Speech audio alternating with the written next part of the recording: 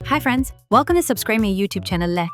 Thanks for watching. Subscribe to channel bell button. More videos coming.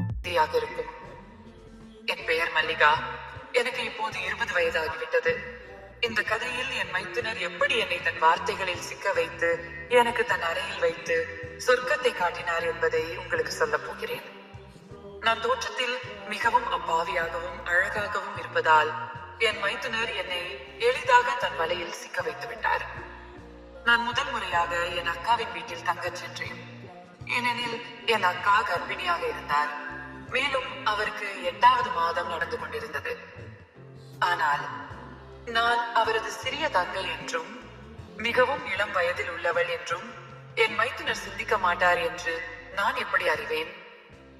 ஆனால் உண்மையை சொன்னால் எனக்கும் இது மிகவும் வேடிக்கையாக இருந்தது. என் அக்கா மற்றும் மைத்துனர் நகரத்தில் வசித்து வந்தார்கள். மேலும் அவர்களின் குடும்பத்தினர் கிராமத்தில் இருந்தார்கள். மைத்துனர் ஒரு தனியார் நிறுவனத்தில் வேலை செய்து வந்தார். அதனால் அவர் கிராமத்தை விட்டு நகரத்திற்கு வந்து விட்டார்.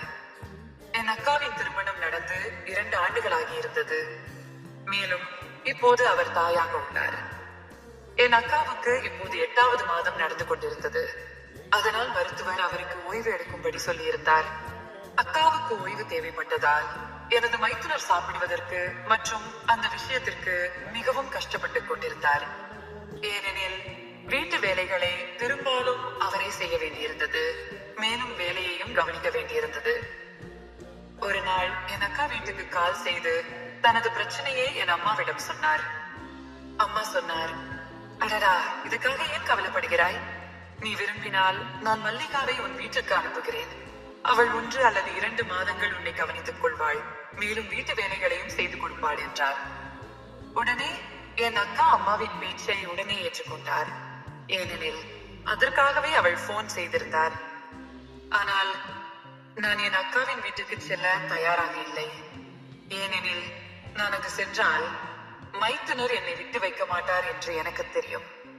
அவர் தொலைபேசியில் கூட என்னை தொந்தரவு செய்து கொண்டிருப்பார். அவர் பெயர் சுந்தர்.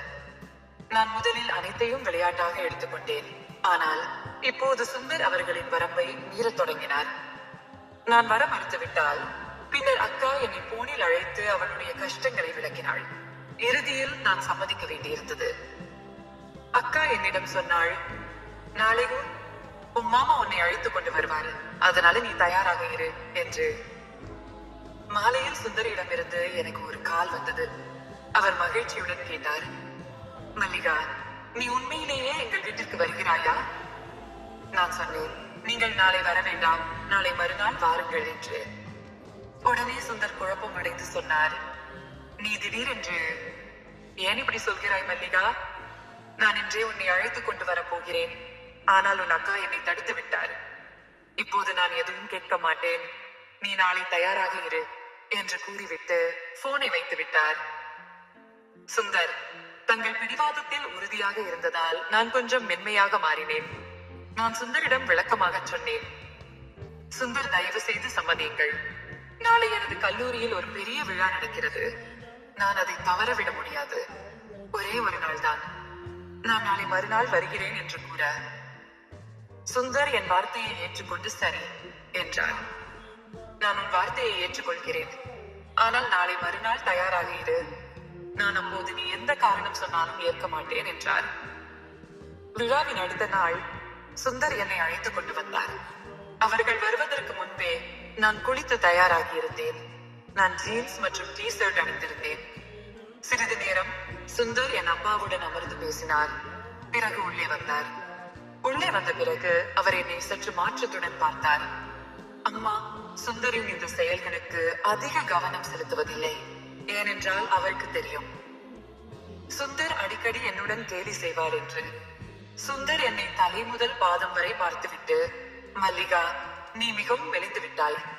ஆனால் பரவாயில்லை, சில நாட்கள் என்னுடன் இருந்தால் நீயும் உன் அக்காவை போல் ஆகிவிடுவாய் என்று சொன்னார்.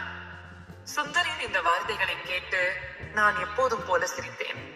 ஏனெனில் சுந்தர் எதை பற்றி பேசுகிறார் என்பது எனக்கு தான் தெரியும். பிறகு நான் அவரை பயமுறுத்துவதற்காக அம்மாவை கூப்பிட்டேன். நான் சொன்னேன், அம்மா, சுந்தர் எப்படி என்னை கேலி செய்கிறார்? அவர் நானும் அக்காவை போல ஆக வேண்டும் என்று விரும்புகிறார். ஆனால் அம்மா நான் சொன்னதையே பெரிதாக கண்டுகொள்ளவில்லை. எப்போதும் போல என் மைத்துனர் பக்கம் சாய்ந்தார். நாங்கள் அனைவரும் ஒன்றாக உட்கார்ந்து உணவு சாப்பிட்டோம். பிறகு வீட்டில் அக்கா தனியாக இருந்ததால் விரைவாக புறப்பட்டோம். புறப்படும் போது அம்மா என்னிடம் சொன்னார், அக்கா மற்றும் சுந்தரை எந்த வகையிலும் தொந்தரவு செய்யாதே. நான் உன்னிடமிருந்து எந்த புகாரும் வரக்கூடாது என்றார். உன் அக்காவை நன்றாக கவனித்துக் கொள் என்றார். பிறகு சுந்தர் தனது காரை எடுத்து வந்தார். அவரை கோபப்படுத்த நான் காரின் பின்னால் ஏறி உட்கார்ந்தேன். அம்மா எங்களை கவனித்துக் கொண்டிருந்ததால் அதனால் சுந்தர் எதுவும் சொல்லவில்லை. ஆனால் சிறிது நேரம் சென்ற பிறகு அவர் காரை நிறுத்தி, மல்லிகா முன்னால் வந்து உட்கார் என்று சொன்னார். நான் மறுத்துவிட்டு, இல்லை மாமா, எனக்கு பின்னால் மிகவும் சொகுசாக உள்ளது, நான் இங்கேயே அமர்ந்து கொள்கிறேன் என்றேன். உடனே சுந்தர் சிரித்துக் கொண்டே சொன்னார், பின்னால் உட்கார்ந்து இருப்பது உனக்கு சந்தோஷமாக இருக்கலாம், ஆனால் நீ என்னையும் கொஞ்சம் கவனி. நீ இப்படி பின்னால் உட்கார்ந்திருந்தால் நான் உன்னுடன் எப்படி பேசுவேன்? நீ முன்னால் வந்தால் எனக்கும் நேரம் கடந்துவிடும், இந்த பயணம் கொஞ்சம் எளிதாகிவிடும் என்று அவர் கூற, நான் சுந்தரை திட்டிக் கொண்டே சொன்னேன், நீங்கள் என்னை என்ன செய்வதற்காக முன்னே வந்து அமர சொல்கிறீர்கள் என்று நான் புரிந்து கொண்டேன். உங்கள் மனதில் என்ன நினைக்கிறது என்பது எனக்கு நன்றாக தெரியும். நீங்கள் மிகவும் கெட்டுவிட்டீர்கள். நான் அக்காவிடம் உங்களை பற்றி சொல்கிறேன் என்றேன். என் வார்த்தைகளை கேட்டு சுந்தர் கொஞ்சம் வருத்தம் அடைந்தார். பிறகு நான் முன்னால் சென்று உட்கார்ந்தேன். காரை ஓட்டும் போது சுந்தர் தொடர்ந்து என் பக்கம் பார்த்து கொண்டே இருந்தார். நான் ஏற்கனவே புரிந்து கொண்டிருந்தேன் ஏன் என்னை சுந்தர் முன் சீட்டில் அமரச் சொன்னார் என்று. நான் புன்னகையுடன் சொன்னேன், சுந்தர், இப்போது கார் ஓட்டுவதில் கவனம் செலுத்துங்கள், நீங்கள் என்னை வீட்டில் சென்று பார்க்கலாம் என்று. உடனே சுந்தர் புன்னகைத்தார். பிறகு, இல்ல மல்லிகா, அது அப்படி ஒண்ணும் இல்லை. ஆனால் உண்மை என்னவென்றால் நீ உன் அக்காவை விட அழகாக இருக்கிறாய். நீ யாருடைய மனைவியாக ஆனாலும் அவன் மிகவும் அதிர்ஷ்டசாலியாக இருப்பான். நான் சிரித்துக் கொண்டே பதிலளித்தேன், ஐயோ சுந்தர், இவ்வளவு பொய் சொல்லாதீர்கள். நீங்கள் இந்த பொய் புகழ்ச்சிகளை சொல்லி வீட்டுக்கு சென்று என்ன செய்வீர்கள் என்று எனக்கு தெரியும். இந்த எண்ணங்களை உங்கள் மனதிலிருந்து அழித்து விடுங்கள். ஏனென்றால் நான் உங்களை நன்றாக அறிவேன். நீங்கள் வெளியில் எவ்வளவு நல்லவராக தோன்றினாலும் உள்ளே அதே அளவு குறும்புக்காரர் தான் என்றேன். என் வார்த்தைகளை கேட்டு சுந்தர் சிரித்தார்.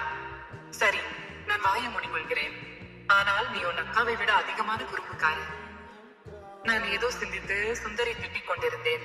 ஆனால் உண்மையில் அவருடன் சிரித்து பேசுவது எனக்கு மிகவும் பிடித்திருந்தது. அவர் தோற்றத்தில் மிகவும் ஸ்மார்ட்டாக இருந்தார். அவருக்கு வயது சுமார் 30 இருக்கும். அதனால் அவர் அதிகம் வயதானவராக எனக்கு தோன்றவில்லை. அவர் மிகவும் கலகலப்பான மனிதர். அதனால் அவருடன் நேரம் போனது தெரியாது. இப்படி பேசிக்கொண்டே இருக்கும் போது வீட்டிற்கு வந்த நேரமே தெரியவில்லை. நகரத்திற்கு வந்ததும் நான் சுந்தரை மிரட்டி சொன்னேன், நீங்கள் எனக்கு அல்வா வாங்கி கொடுக்காமல் என்னை வீட்டுக்கு அழைத்து சென்றால் உங்களை கொன்று விடுவேன் என்று கூற, உடனே சுந்தர் சொன்னார், அடடா, நான் எப்போது மறுத்தேன். நண்பருக்கு எனக்கு அல்வா பிடிக்கும் என்பது நினைவில் இருப்பதை பார்த்து மிகவும் மகிழ்ச்சியாக இருந்தது. பிறகு நாங்கள் அக்காவுக்காக பழங்களும் காய்கறிகளும் வாங்கினோம். வீட்டிற்கு வந்ததும் என் அக்கா வெளியே நடந்து கொண்டிருந்தார். என்னை பார்த்ததும் அவள் என்னை தன் கழுத்தில் அணைத்துக் கொண்டாள். பிறகு அவள் என்னிடம், நீங்கள் மதியம் வந்து விடுவேன் என்று சொல்லிவிட்டு, ஆனால் இரவு வரைக்கும் என்ன செய்தீர்கள் என்று கேட்க நானும் ஏதேதோ சொல்லி அவளிடம் மழுப்பினேன். பிறகு நாங்கள் அனைவரும் வீட்டின் உள்ளே வந்தோம். நான் அக்காவுக்கு பழங்களை வெட்டி கொடுத்தேன். சுந்தர் குளித்த பிறகு நானும் குளித்தேன். ஏனெனில் நாள் முழுவதும் பயணத்திற்கு பிறகு நாங்கள் இருவரும் களைப்பாக இருந்தோம். குளித்த பிறகு நான் சமையல் அறைக்குள் வந்தேன். சமையல் அறைக்குள் வந்ததும் எல்லா பொருட்களும் இங்கும் அங்கும் சிதறி கிடப்பதை பார்த்தேன். வீட்டிலும் சுத்தமில்லை. ஏனெனில் கடந்த 1 மாதமாக சுந்தர் மட்டுமே வீட்டு வேலைகளை செய்து வந்தார். அனைத்தையும் சுத்தம் செய்த பிறகு நான் அனைவருக்கும் சமையல் செய்து கொடுத்தேன். நான் அக்காவுக்கு உணவு கொடுத்தேன். பிறகு அவளுடன் அருகில் அமர்ந்தேன்.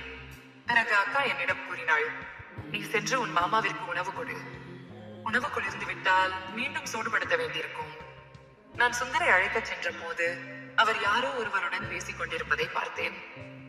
சுமார் 5 நிமிடங்களுக்கு பிறகு அவர் தொலைபேசியை வைத்துவிட்டு என்னிடம் கேட்டார், என்ன மல்லிகா, உன் அக்காவுக்கு மீண்டும் தலை சுற்றல் வருகிறதா என்று கூற, நான் கூறினேன், இல்ல மாமா, இப்போது நீங்கள் அக்காவை பற்றி கவலைப்பட வேண்டாம், வந்து உணவு சாப்பிடுங்கள் என்றேன். உடனே மாமா கூறினார், நீ முதலில் அக்காவுக்கு உணவு கொடு, ஏனெனில் அவள் மருந்து நேரத்திற்கு சாப்பிட வேண்டும் என்று. சுந்தர் கீழே வர மறுத்துக் கொண்டிருந்தார். அப்போது நான் அவருடைய கையை பிடித்து கீழே அழைத்து வந்தேன். என் வார்த்தையை கேட்டு அவர் சமையல் அறையிலேயே உணவு சாப்பிட உட்கார்ந்தார். பிறகு அவர் என்னையும் தனக்கு அருகில் அமரச் சொன்னார். அவர் முதல் கை சாப்பாட்டை எனக்கு ஊட்டினார். இரண்டாவது கை சாப்பாட்டை அவர் சாப்பிட்டார். இப்படியாக அவர் தனது கைகளால் எனக்கு உணவு ஊட்டினார். உணவு சாப்பிட்ட பிறகு நான் அக்காவுக்கு பால் சூடாக்கி கொடுத்தேன். சுந்தர் அவளுக்கு அனைத்து மருந்துகளையும் கொடுத்தார். பிறகு நாங்கள் அக்காவின் அறையிலேயே அமர்ந்து பேசிக் கொண்டிருந்தோம். பிறகு நான் தூங்கிவிட்டேன். நான் மிகவும் வசதியில் தூங்கியதால் எனக்கு எதுவும் தெரியவில்லை. ஆனால் என்னுடைய துணியை யாரோ விலக்கியது போல் இருந்தது. பிறகு காலை விடுந்தது. சுந்தர் என்னை எழுப்பினார். அப்போது அக்கா எனக்கு அருகில் தூங்கிக் கொண்டிருந்தாள். சுந்தர் எங்கள் இருவருக்கும் தேநீர் தயாரித்து கொண்டு வந்திருந்தார். நான் சுந்தரிடம் கூறினேன், அடடா, நீங்கள் என்னை எழுப்பியிருக்கலாமே, உங்களுக்கு ஏன் இந்த கஷ்டம்? நான் மிகவும் வசதியாய் தூங்கிவிட்டேன். ஆனால் யாராவது என்னை எழுப்பினால் உடனே எழுந்து விடுவேன். தேநீர் தயாரித்த பிறகு சுந்தர் குளித்துவிட்டு அலுவலகம் செல்ல தயாரானார். பிறகு சுந்தருக்கு நான் உணவு சமைத்துக் கொடுத்தேன். சிறிது நேரம் கழித்து சுந்தர் சமையல் அறைக்கு வந்து என்னிடம் கூறினார், மல்லிகா, நீ உன் அக்காவை கவனித்துக் கொள். சரியான நேரத்தில் அவளுக்கு மருந்துகளை கொடுத்து விடு. ஏனென்றால் இன்று நான் திரும்பி வர சிறிது தாமதமாகிவிடும். நான் சுந்தரை கேலி செய்து கூறினேன், ஏன், இன்று நீங்கள் யாருடனாவது வீட்டுக்கு செல்கிறீர்களா என்று.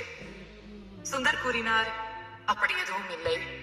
இன்று இரவு எங்கள் முதலாளியின் பிறந்த நாள் விருந்து உள்ளது. நான் உன் அக்காவிடம் விருந்தில் கலந்து கொள்ள அனுமதி வாங்கியுள்ளேன் என்று கூறிவிட்டு சுந்தர் ஆபீஸுக்கு சென்று விட்டார். நான் வீட்டு வேலைகளில் ஈடுபட்டேன். சுந்தர் சொன்னது போலவே அவர் மிகவும் தாமதமாக வந்தார். நான் அக்காவுக்கு உணவு கொடுத்து விட்டு அவளுக்கு மருந்துகளையும் கொடுத்து விட்டேன். இவ்வளவு மருந்துகளை சாப்பிடுவதால் அக்காவுக்கு விரைவில் தூக்கம் வந்துவிடும். அவளுமே ஆழ்ந்த தூக்கத்தில் தூங்கி விடுவாள். அக்கா தூங்கிய பிறகு நான் சுந்தர் வருவதற்காக காத்திருந்தேன். நீண்ட நேரம் காத்திருந்த பிறகு நான் குளிக்கச் சென்றேன். நேரம் கடத்துவதற்காக அக்காவின் புடவையை அணிந்து பார்த்தேன். எனக்கு சிறுவயது முதலே புடவை அணிவது மிகவும் பிடிக்கும். அக்காவின் சிவப்பு நிற புடவை என் மீது மிகவும் அழகாக இருந்தது. புடவை அணிந்து நான் நீண்ட நேரம் நடனமாடினேன். இப்படியாக நேரத்தை கடத்தி கொண்டிருந்தேன். புடவையை கழந்து போகும்போது கதவு மணி அடித்தது. நான் சுந்தர் வந்துவிட்டார் என்று புரிந்து கொண்டேன். நான் விரைவாக கதவை திறக்கச் சென்றேன். கதவை திறந்ததும் சுந்தர் கொஞ்சம் மது அருந்திய நிலையில் இருப்பதாக தெரிந்தது. அவர் என்னை புடவையில் பார்த்ததும் என்னை அவருடைய மனைவி அனிதா என்று, நீ இன்னும் ஏன் தூங்கவில்லை என்று கேட்டார். அவர் என் தோளில் கை வைத்து என்னை தாங்கிக் கொண்டார். நான் அவரிடம் எதுவும் சொல்லாமல் மெதுவாக அவரை அவருடைய அறைக்கு அழைத்துச் சென்றேன். அறைக்கு அழைத்துச் சென்று அவரை படுக்கையில் உட்கார வைத்து, சுந்தர், நீங்கள் இங்கே கொஞ்சம் உட்காருங்கள், நான் உங்களுக்கு உணவு கொண்டு வருகிறேன் என்று கூறினேன். நான் போகும்போது சுந்தர் என் கையை பிடித்து இழுத்து, தயவு செய்து என்று மறுக்காதே என்று கூறினார். அப்போது நான் முழுமையாக புரிந்து கொண்டேன். சுந்தர் என்னை புடவையில் அனிதா அக்காவாக நினைத்துக் கொண்டார். நான் திரும்பி, சுந்தர், நீங்கள் தப்பாக நினைக்கிறீர்கள், நான் அனிதா இல்லை, மல்லிகா தான் என்று கூறினேன். ஆனால் மது அருந்திய நிலையில் சுந்தர் என் வார்த்தைகளை கேட்கவில்லை. அவர் நான் கட்டியிருந்த சிகப்பு சேலையை பிடித்து இழுத்தார். அதுவும் அவிழ்ந்தது. பிறகு கடந்த 3-4 மாதங்களின் பசியை அவர் தீர்த்து கொண்டார். காலையில் எப்போதும் போல சுந்தர் எனக்கு முன்பே எழுந்து விட்டார். எழுந்ததும் அவர் என்னை எழுப்பி, என்ன மல்லிகா, நீ நல்லாக இருக்கிறாயா என்று கேட்டார். நான் தூக்கத்தில், சுந்தர், என்னை கொஞ்சம் மேலும் தூங்க விடுங்கள் என்று மட்டும் கூறினேன். என்னை பார்த்து அவர், மதுவ அருந்திய நிலையில் ஏதாவது தவறு நடந்திருக்கலாம் என்று நினைத்துக் கொண்டிருந்தார். நான் எழுந்திருக்கும் முன்பே அவர் எனக்கு தேநீர் தயாரித்து வந்திருந்தார். இன்று அவர் அக்காவையும் எழுப்பவில்லை. ஏனெனில் அவர் நான் எழுந்திருக்க காத்திருந்தார். அக்காவுக்கு தெரியக்கூடாது என்று பயம் அவருக்கு. ஏனென்றால் நான் இரவில் அவருடைய அறையில் தூங்கிக் கொண்டிருந்தேன். அறைக்குள் வந்ததும் அவர் எனக்கு டீயை கொடுத்து விட்டு மீண்டும் கேட்டார், மல்லிகா, உண்மையை சொல், நீ நல்லா இருக்கிறாயா? இன்று எனக்கு மிகவும் கவலையாக இருக்கிறது என்றார். ஆனால் நான் சுந்தரின் எந்த கேள்விக்கும் பதில் சொல்லவில்லை. தலை குனிந்து அமர்ந்திருந்தேன். அப்போது சுந்தர் மீண்டும் கூறினார், தயவு செய்து மல்லிகா, ஏதாவது பேசு. இப்படி சும்மா அமர்ந்திருக்காதே. நான் சுந்தரிடம் எனக்கு பேச தெரியாது, நீங்கள் என்னை இப்படி ஏதாவது செய்வீர்கள் என்று நான் நினைக்கவே இல்லை. இவ்வாறு கூறிக்கொண்டிருக்கும் போதே என் கண்களில் கண்ணீர் வந்துவிட்டது. என் வார்த்தைகளை கேட்டதும் சுந்தர் புரிந்து கொண்டார். மது அருந்திய நிலையில் ஒரு பெரிய தவறு செய்து விட்டார் என்பதை உணர்ந்தார். நீ என்னை அடித்தாலும் அடி, அல்லது கடுமையான தண்டனை கொடுத்தாலும் கொடு. ஆனால் இதை உன் அக்காவிடம் சொல்லாதே. அவளுக்கு இது தெரிந்தால் அவள் என்னை ஒருபோதும் மன்னிக்க மாட்டாள் என்றார். நான் உங்களிடம் கூறினேன், நீங்கள் கவலைப்பட வேண்டாம், நான் அவ்வளவு பைத்தியக்காரி இல்லை. இந்த விஷயத்தை அக்காவிடம் சொல்லிவிடுவேன் என்று.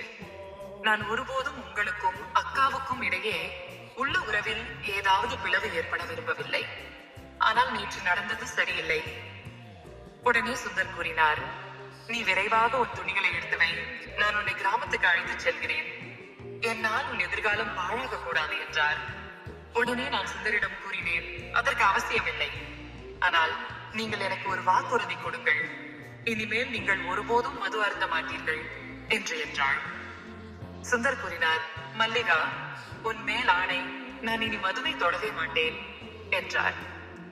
அப்போது அக்கா குரல் கொடுத்தாள். நீங்கள் இருவரும் பேசுவதை நிறுத்திவிட்டு யாராவது எனக்கு ஒரு தேநீர் கொடுங்கள் என்றாள். அக்காவின் வார்த்தைகளை கேட்டு நாங்கள் இருவரும் சிரித்துவிட்டு வெளியே வந்தோம். இந்த கதை உங்களுக்கு எப்படி இருந்தது என்று கமெண்ட் பண்ணி தெரிவிக்கவும். இந்த கதை உங்களுக்கு பிடித்திருந்தால் லைக் செய்து இது போன்ற மேலும் சுவாரஸ்யமான கதைகளுக்கு என் சேனலை சப்ஸ்கிரைப் செய்யுங்கள். பெல் ஐகானை அழுத்த மறக்காதீர்கள். மீண்டும் அடுத்த கதையை இதைவிட சுவாரஸ்யமாக உங்களுக்காக தருகிறேன். நன்றிகள். Hi friends, welcome to subscribe my YouTube channel. Thanks for watching. Subscribe to channel bell button. More videos coming.